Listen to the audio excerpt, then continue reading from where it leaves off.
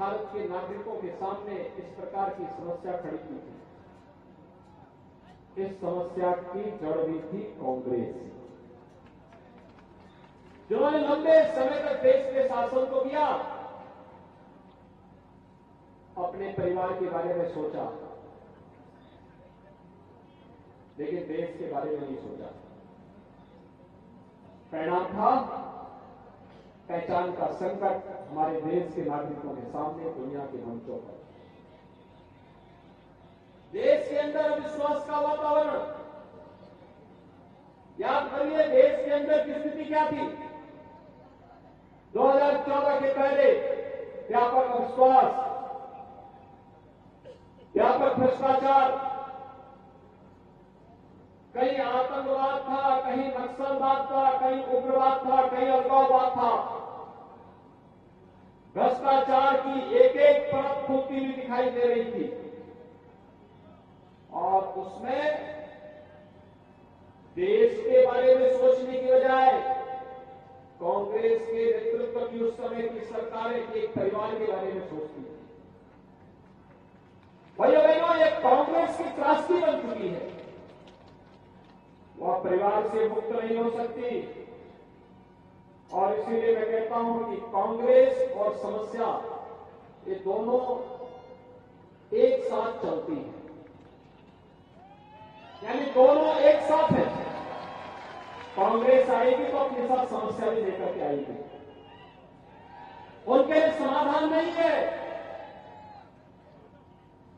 वे देश की समस्या है।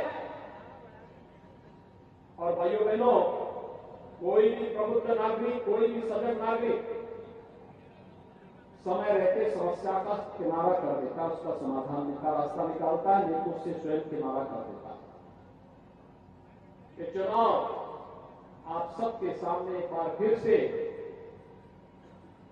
अपने आप को पहचानने और नए भारत के बारे में अपनी प्रतिबद्धताओं को दोहराने का नाम भी है। उसी के लिए हम आए हैं। 2014 के बाद का भारत कितना परिवर्तन आया है, जहां पे विकास भी है, आस्था का सम्मान भी है। बिना भेदभाव के शासन की योजनाओं का लाभ हर गांव, हर गरीब, हर किसान, हर नौजवान, हर महिला तक पहुंचाने का संकल्प भी है और चुनौतियों से जूझने का जज्बा भी है। आतंकवाद की समस्या का समाधान आतंकवाद कहां से है? अगर आतंकवाद कश्मीर में धारा 370 से है तो 370 को ही सभी के लिए दफन कर दो, न रहेगा बांस, न बजेगी बांसुरी। जब समस्या की जड़ ही समाप्त हो जाएगी तो देखो बीजेपी तो वही कर रही है। 6 दिसंबर 1992 को अयोध्या में ढांचे को हटा करके कर दिया था कि जब ढांचा ही नहीं रहेगा तो लोग मान क्या करेंगे। जब आतंकवाद की जड़ ही नहीं रहेगी तो कश्मीर में धारा 370 ही समाप्त कर दो, समस्या ही समाप्त कर दो। और चुनाव में जनता जनार्दन को यही करना चाहिए, कांग्रेस को ही समाप्त कर दीजिए, समस्या ही समाप्त हो जाएगी। भाइयों बहनों, आप याद करिए, अगर कांग्रेस चाहती 1947 में सोमनाथ मंदिर की तर्ज पर अयोध्या में राम मंदिर के निर्माण का मार्ग भी प्रशस्त हो जाता। लोक सरकार वल्लभ भाई पटेल ने जब अगुवाई की तो कांग्रेस के उस समय के नेतृत्व ने विरोध किया। अयोध्या में राम मंदिर का कांग्रेस विरोध करती रही। जब आंदोलन खड़ा हो गया तो उन्होंने एक नया स्वरूप छोड़ दिया कि राम तो हुए ही नहीं। आखिर कांग्रेस ने कहा ना, सर्वोच्च न्यायालय में इन्होंने एफिडेविट दिया, राम नहीं है, ये तो मिथक है, कृष्ण मिथक है। अब जो पार्टी सब पुरानी पार्टी होने का दावा करती हो, अगर वो अपने महापुरुषों को, अपनी आस्था के प्रतीकों को विस्मृत कर दे रही है तो उसको रहने का अधिकार तो नहीं होना चाहिए।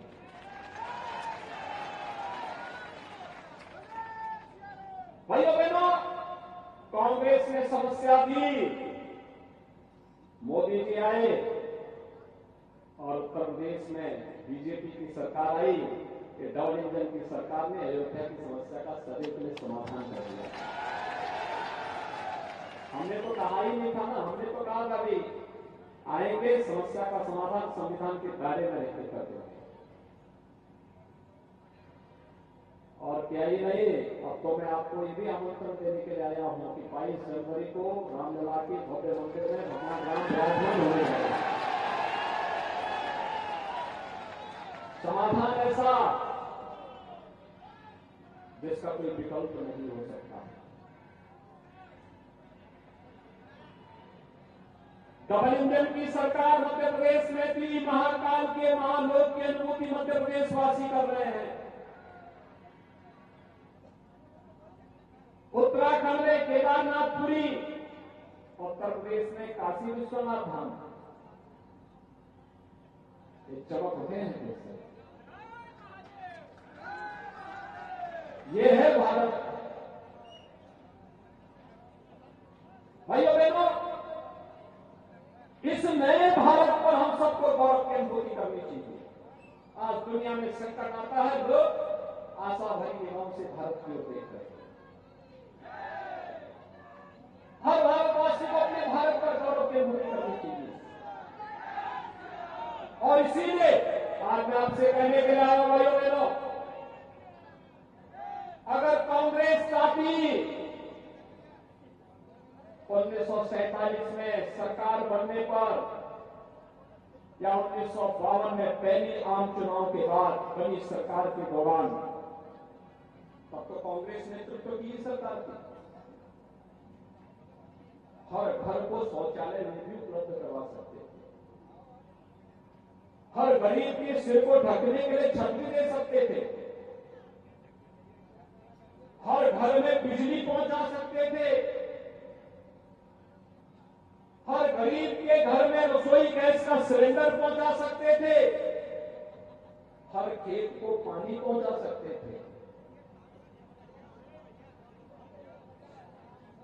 एम्स, आईआईटी और आईआईएम की एक नई श्रृंखला खड़ी कर सकते थे। आधुनिक इंफ्रास्ट्रक्चर, अच्छे हाईवे, रेलवे, एक्सप्रेस हाईवे, सिंचाई की आधुनिकतम सुविधाएं वे भी दे सकते थे। लेकिन विकास उनके एजेंडे में नहीं था। कांग्रेस तो कहती थी कि देश के, यानी विभाजन के बावजूद भी कहती थी कि देश के संसाधनों पर पहला नेता अनुसंधान होता है। यानी बेसब्री की भी एक सीमा होती है और उस सीमा को भी उन्होंने क्रॉस कर दिया है। देश के संसाधनों पर भारत के वासियों का, भारत के गरीब का, भारत के नौजवान का, भारत की बहनों और बेटियों का अधिकार है, ये कहते हुए एक बार हर व्यक्ति स्वीकार करता, लेकिन फिर भी अपनी मंशा से वे कभी दूर नहीं हुए, भागे नहीं।